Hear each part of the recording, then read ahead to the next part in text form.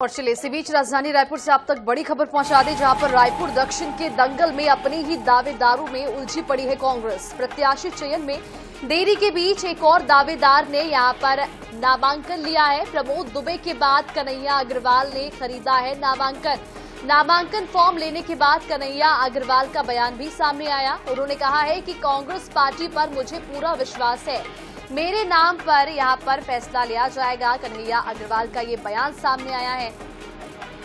प्रत्याशी चयन में देरी के बीच और दावेदारी में कांग्रेस फंसकर रह गई है। प्रमोद दुबे के बाद कन्हैया अग्रवाल ने भी नामांकन फॉर्म खरीदा है। नामांकन फॉर्म लेने के बाद कन्हैया अग्रवाल का बयान भी सामने आया। उन्होंने कहा, कांग्रेस पार्टी पर मुझे पूरा भरोसा है। रायपुर दक्षिण के दंगल में अपनी ही दावेदारी में उलझी पड़ी है कांग्रेस। प्रत्याशी चयन में देरी के बीच एक और दावेदार ने यहां पर अपना नाम पेश किया है। प्रमोद दुबे के बाद कन्हैया अग्रवाल ने भी नामांकन फॉर्म खरीदा है। नामांकन फॉर्म लेने के बाद कन्हैया अग्रवाल का बयान भी सामने आया। कांग्रेस पार्टी पर मुझे पूरा विश्वास है, उन्होंने ऐसा बयान दिया है। तो आपको बता दें कि रायपुर दक्षिण उपचुनाव को लेकर कांग्रेस ने अभी तक अपने प्रत्याशी का ऐलान नहीं किया है। प्रमोद दुबे के बाद अब कन्हैया अग्रवाल ने नामांकन फॉर्म खरीदा है।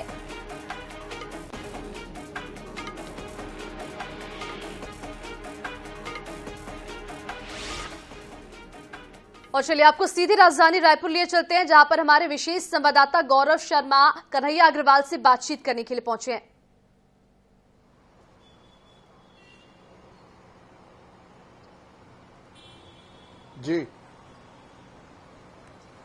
जी गौरव, आपसे जान लेते हैं कि जैसे कि कांग्रेस अपनी ही दावेदारी में फंसकर रह गई है, अब कन्हैया अग्रवाल ने भी नामांकन फॉर्म खरीदा है। उन पर क्या विचार है, क्या कुछ प्रतिक्रियाएं उन्होंने दिया है?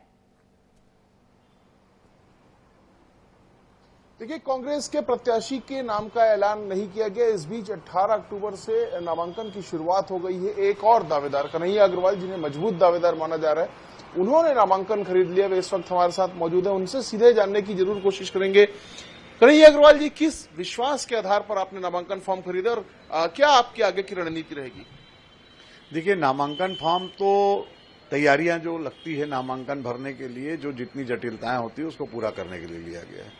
नामांकन फॉर्म लेने का एक कारण ये भी है कि मैं चूंकि लगातार पिछले 10 वर्षों में क्षेत्र में सक्रिय रहा हूं, कांग्रेस के एक एक कार्यकर्ता के घर तक पहुंचा हूं, और न सिर्फ कांग्रेस के कार्यकर्ता तक पहुंचा हूं, क्षेत्र के लगभग सभी प्रबुद्धजनों के घर तक जाकर के मैं आ चुका हूं।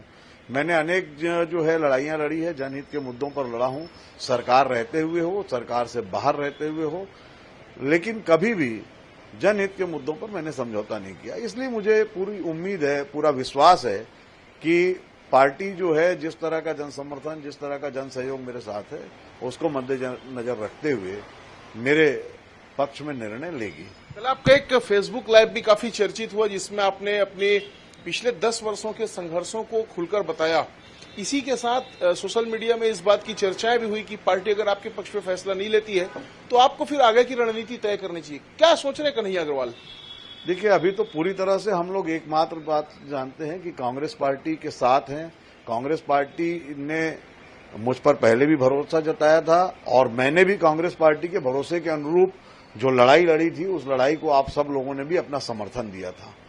और इस आधार पर मुझे पूरा भरोसा है कि मैंने जो एक संभावित प्रत्याशी के रूप में नामांकन खरीदा है, उस पर पार्टी अपना मुहर लगाएगी, क्योंकि पार्टी के तमाम नेताओं से भी व्यक्तिगत चर्चाओं में इस बात को स्वीकारा है कि मैंने बेहतर चुनाव लड़ा था, और उसके बाद मेरी सक्रियता को भी पार्टी के सभी नेता स्वीकारते हैं। क्या आने वाले समय में भी अगर पार्टी का फैसला जो है वो आपके पक्ष में नहीं रहता, तब भी आपकी निष्ठा पार्टी के प्रति उतनी ही रहेगी, आप काम करेंगे? क्या आपकी रणनीति होगी, क्या आपका पक्ष होगा?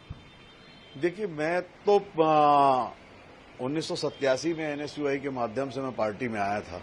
तब से लेकर के अलग अलग तरीके से काम करते आया हूं, और किसी भी तरह की जो है अवस्था बनी हो, मुझे पार्टी में जब बहुत स्वीकारा गया, नहीं स्वीकारा गया, कभी मेरे पक्ष में अच्छा वातावरण रहा पार्टी में, कभी लोग मेरे खिलाफ रहे, उन तमाम परिस्थितियों में मैं पार्टी में रहा हूं, और पार्टी के लिए जितना कर सकता था करते आ रहा हूं, आगे भी करेंगे। तो पार्टी के प्रति समर्पित आगे भी रहेंगे, चाहे फैसला जो भी हो। इस बात को कहते हुए कन्हैया अग्रवाल नजर आ रहे हैं, लेकिन कहीं ना कहीं कांग्रेस पार्टी के लिए उलझन भरा वातावरण अवश्य हो सकता है, क्योंकि प्रमोद दुबे ने इससे पहले नामांकन का फॉर्म खरीदा था, इसके बाद कन्हैया अग्रवाल ने भी नामांकन फॉर्म खरीद लिया। ऐसे में देखना दिलचस्प होगा कि दो नामांकन फॉर्म खरीदने वाले दावेदारों के बीच कांग्रेस पार्टी किसके पक्ष में फैसला लेती है।